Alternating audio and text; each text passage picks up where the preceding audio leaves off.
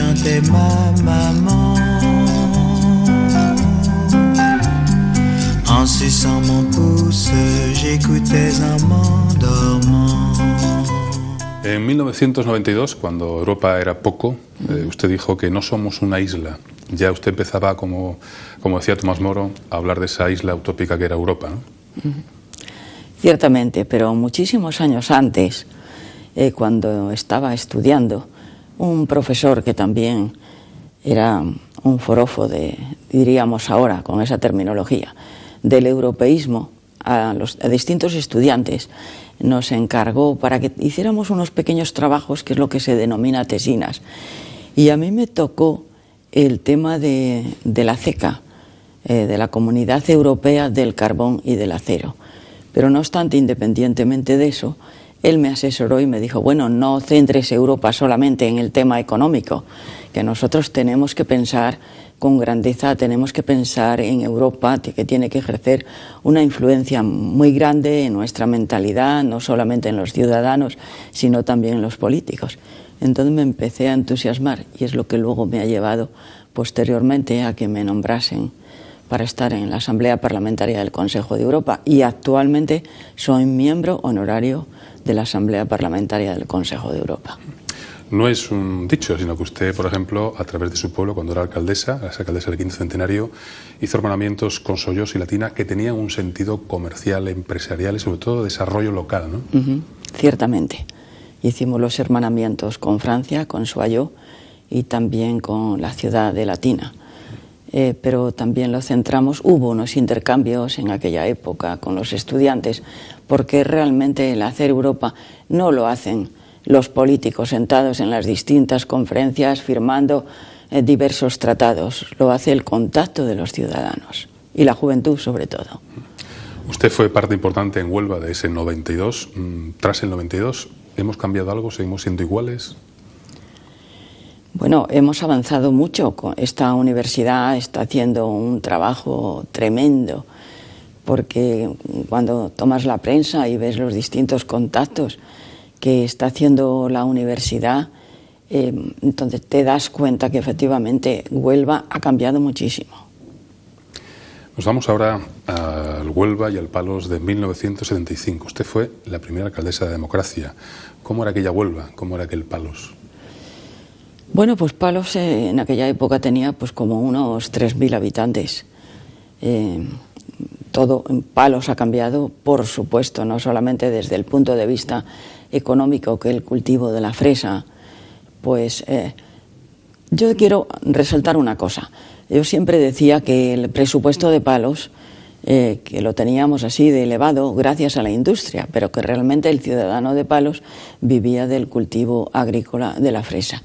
Y no solamente nosotros vivíamos de eso, sino en aquella época era cuando venían de la provincia de Cádiz, de la provincia de Sevilla, los de Puerto Serrano, mucho antes de que pensáramos en toda esta cantidad de inmigrantes que también vienen a conseguir por medio de su trabajo un dinero que luego les sirve para vivir en su país el resto del año. Si aquellos tiempos fueron difíciles, o por lo menos fueron distintos, el papel de la mujer, usted era de las pocas mujeres, fue la primera alcaldesa de la democracia. ¿Cómo era antes? ¿Cómo es ahora? Bueno, te voy a decir que yo nunca me quejo de que a mí me tratasen mal, precisamente porque creo que éramos 2 mujeres las que estábamos en la provincia de Huelva. Cuando íbamos a las reuniones del gobierno todo el mundo nos trataba con mucha amabilidad, un poco paternalista, ¿no?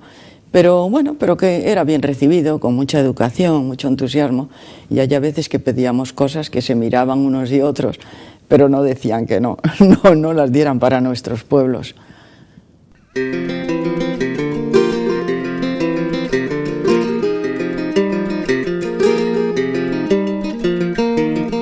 Really don't mind if you sit this one out. My words better whisper, your deafness hey shout.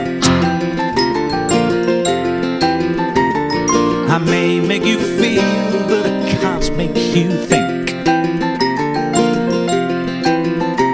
Your sperm's in the gutter, your love's in the sink. So you ride yourselves over the fields, and you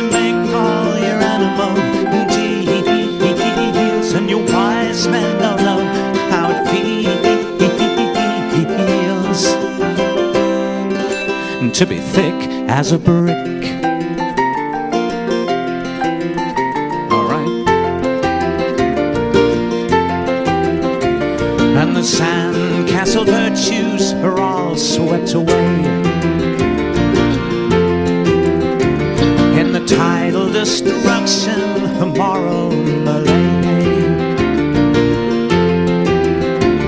The elastic retreat brings a close of play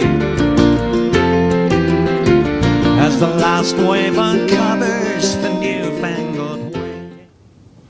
La transición en Huelva, ¿fue una labor de unos, de muchos o de pocos? Yo creo que fue labor de todos. Y lo digo de esta forma porque hay a veces que cuando yo veo la situación y el trato que se dispensan unos políticos con otros, yo recuerdo aquella época donde, bueno, pues en Huelva gobernaba un alcalde del Partido Socialista, la Diputación estaba en manos de la UCD, el Ayuntamiento de Palos, bueno, pues estaba yo, que era independiente, y de verdad, que si conseguimos tantas cosas era porque dialogábamos muchísimo. Y nunca nos faltábamos el respeto como se hace en la actualidad. O sea, en el momento actual es una pena ver cómo está la política. ¿Cómo quieren o queremos los políticos ser un ejemplo para los ciudadanos? El primero que tienes que comportarte bien y transmitir esa convivencia y esa educación somos nosotros, que estamos en las alturas. Pero de verdad, sinceramente, que es lamentable. Y yo cada vez que me encuentro con alguien de los grupos políticos del mío y del otro, y les digo, por favor, que estáis perdiendo la comba, que esto es un verdadero desastre y que cuando pasen los años y sigas adquiriendo cargos de responsabilidad, alguien te va a salir diciendo, usted en tal época dijo esto y lo otro, y te vas a avergonzar. La historia ha puesto en su sitio a la UCD, pero que además es un sitio destacado. Usted conoció y fue parte de ese proyecto. Cierto. Opinión de Adolfo Suárez en esa transición. Bueno, la opinión de Adolfo Suárez fue un hombre que él tenía unas metas o habían acordado unas metas y a pesar de las críticas que recibía, incluso de gente del mismo partido, él siguió adelante. Y hasta tal punto que creo que interiormente y de gente más conservadora tuvo esas críticas que fue lo que le obligó a él a salir. Calvo Sotelo también trabajó con él y además el primer presidente que nos ha dejado en esta democracia, ¿no? Ciertamente, Calvo Sotelo se dice que ha sido uno de los presidentes más cultos y mejor formados de los gobiernos que ha tenido España. En la época que estuve en Madrid coincidí varias veces con él porque él estuvo como 3 veces en Palos y cuando yo me presenté a la campaña del Parlamento andaluz, Calvo Sotelo vino aquí. Estuvimos en Palos, visitamos Cartaya y luego después visitamos el Rocío. Y tuvo mucha gracia porque cuando llegamos al Rocío dice, Pilar, esto va a ser un éxito. Y le dije, presidente, de éxito nada. Toda esta gente ha venido, no por nosotros, es que coincidía hoy una visita de las hermandades. Digo, y luego la gente está aprovechando como novedad a saludarle a usted, presidente, pero que el ayuntamiento de Almonte tiene otra connotación distinta de cómo somos nosotros. Y dice, bueno, algún voto se sumará. Digo, hombre, por supuesto. Luego el trabajo que se realizó a través de la OCDE en Huelva, usted fue parte clave. ¿Se ha reconocido ese trabajo, digamos, ya 30 años después? Yo pienso que ha sido necesario escribir algo sobre aquella época. No lo hemos hecho. ¿Por qué? ¿Por qué nos volvemos tan apáticos? Cuando en realidad fuimos un ejemplo. Entonces era Emiliano presidente de la Diputación Provincial y visitábamos muchísimo los pueblos. De ahí que la UCD tenía como 13 diputados y el PSOE tenía 9 y luego poquito a poco eso se fue perdiendo y nos hemos quedado en lo que estamos ahora. Pero Emiliano, tanto cuando era presidente de Diputación como luego que estuvimos en el Congreso de los Diputados, que había un equipo de 10 diputados que teníamos de cabeza a Rodrigo Rato, que nos invitaba a comer una vez al mes y tal, y a rendir cuentas. Entonces tú llegabas con un informe, visitado tal pueblo, estado con militantes, con empresarios y tal. Esto no me vale. ¿Pero cómo que no vale? No. Tú tienes que decir ¿Dónde te has reunido con los militantes? ¿Qué militantes? ¿Se ha visitado a los empresarios, a los comerciantes, a las agrupaciones de mujeres? E incluso yo a veces todavía tengo carpetas guardadas y me encuentro con esos informes. Y yo he dicho, pero claro, fue muy positivo, porque además cada mes que ibas allí a rendir cuentas decía, por aquí, para la próxima vez tenéis que incluir esta cosa y esta otra. Y eso fue en parte un poco el éxito, más luego las directrices que teníamos desde Madrid.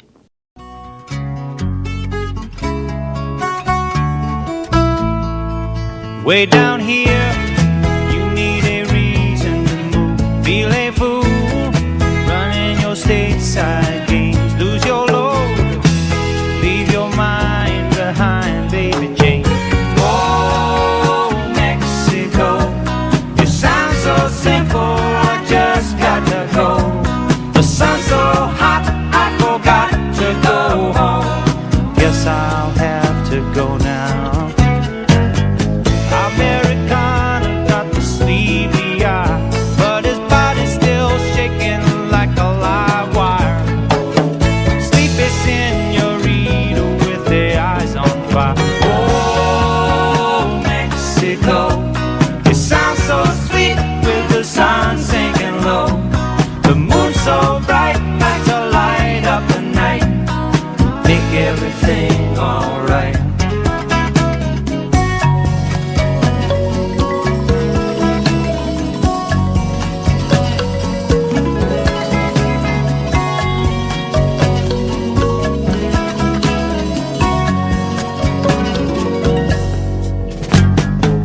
Baby's hungry and the money's all gone. The folks back home don't wanna talk on the phone. She gets so long letters, sends back a postcard. Times are hard.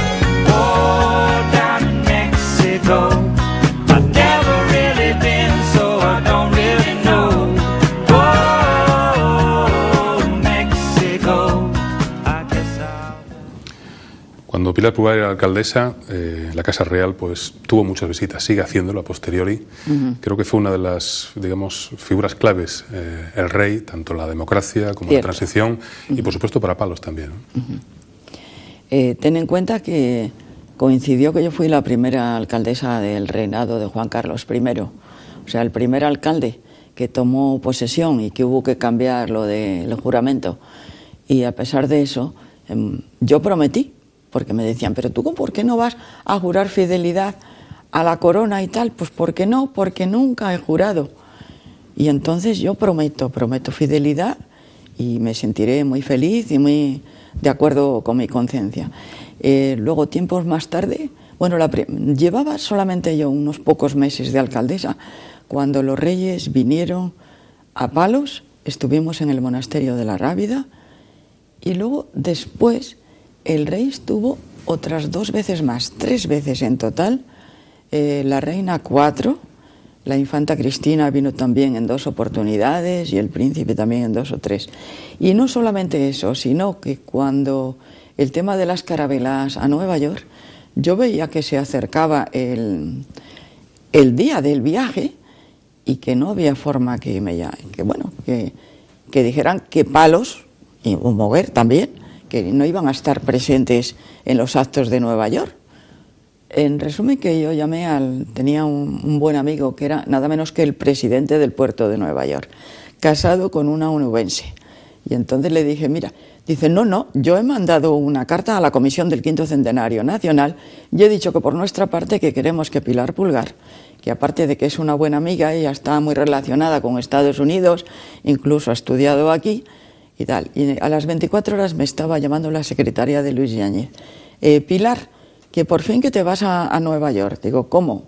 Digo, porque los demás dicen, no, tienes que salir mañana. Digo, no, mañana no, porque tengo algunas cosas importantes que hacer y yo no puedo salir mañana. Dice, bueno, pues entonces pasado mañana vas a viajar con Carmen Hermosil, que era también de la Junta de Andalucía y la mujer de Luis Yáñez.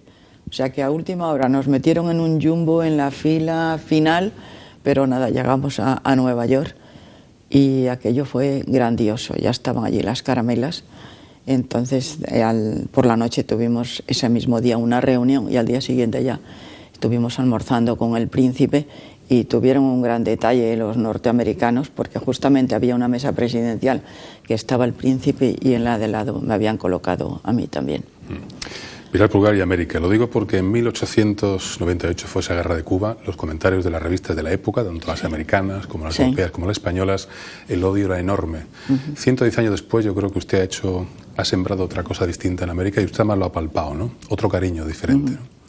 Otra cosa distinta, hasta tal punto que también nosotros hicimos un hermanamiento con los palos. Lo que sí es cierto que en 2 oportunidades me han invitado a ir a Cuba. Pero yo tenía un poco de idea que mientras Cuba no entrase dentro de la democracia, que no era lógico ir, y además por algunas influencias a lo mejor que yo había recibido.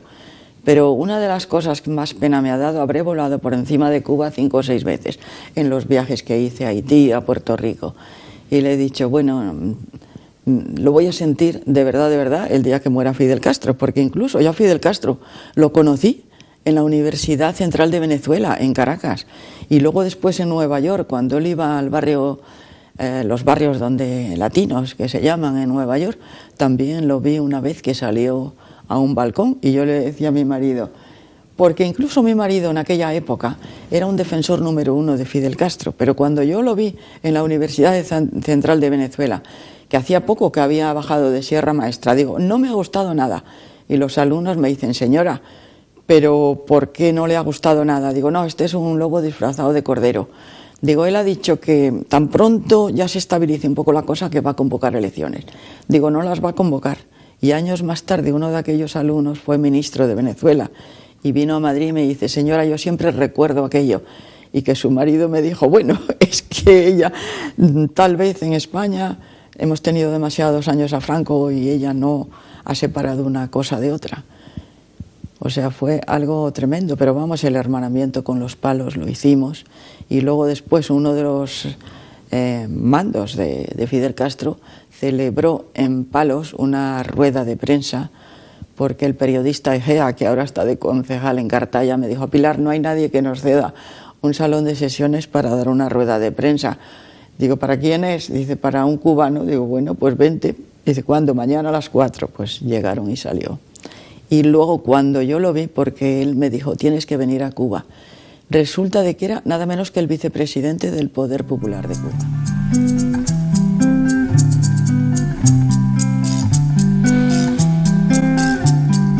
Une chanson douce que me chantait ma maman. En suçant mon pouce, j'écoutais un mot.